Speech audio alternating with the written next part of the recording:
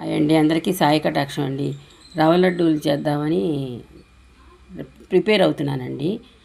ఇగో జీడిపప్పు అండి, అలాగే 4 యాలక్కాయలు, అలాగే కాసిన పాలండి, చిక్కని పాలు, కాచిన పాలండి, అరకిలో బొంబాయి రవ్వ, అరకిలో పంచదార, అరకిలో బొంబాయి రవ్వ, అరకిలో పంచదార. మీకు తీపి ఎక్కువ ఇష్టం లేకపోతే కొంచెం తగ్గించేసుకోండి. చేశాక మళ్ళీ మీకు చూపిస్తానండి. రవ్వ ముందు నేతిలో వేయించుకోవాలండి. వేయించుకున్నాక తర్వాత పంచదార కలిపి చల్లారాక జీడిపప్పు కూడా నేతిలో వేయించుకుని అప్పుడు తీసి పక్కన పెట్టుకుని యాలక్కాయల పొడి అన్నీ వేసుకుని చల్లారాక కాస్త పాలు చల్లుతూ ఉండలు చుట్టుకోవాలండి. కాస్త వేసుకుంటే పచ్చి కొబ్బరి వేయించి అయినా వేసుకోవచ్చు, లేకపోతే ఎండు కొబ్బరి అయినా వేయించి వేసుకోవచ్చు అండి. చాలా బాగుంటాయి రవ్వ లడ్డూలు. చేశాక మళ్ళీ మీకు చూపిస్తానండి.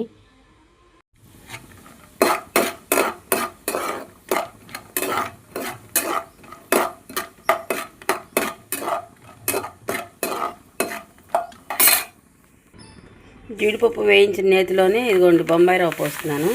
బొంబాయి రవ్వ కూడా ఇట్లా వేయించుకోవాలండి. ఎర్రగా సన్నసగన పెట్టుకోండి. సన్నసగన పెట్టుకుని వేయించుకోండి, బాగుంటుంది. వేగిన వాసన వస్తుంది. రవ్వ వేగిపోయిందండి. ఇదిగోండి ఇలాచి పొడి చల్లుకున్నాక జీడిపప్పు అండి, జీడిపప్పు తర్వాత పంచదార అండి,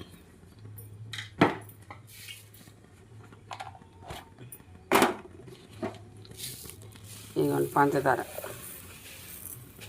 పోసుకుని పాలు పోసుకుని చల్లారాక చుట్టుకోవాలండి. ఉండలు పాలు చుక్కలు చల్లుతూ చుట్టుకోవాలి.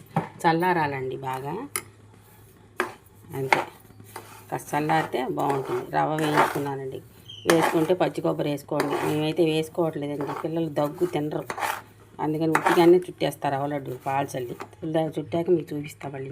నేను ఉండలు చుట్టేసాము, అది అట్లా వచ్చినాయి.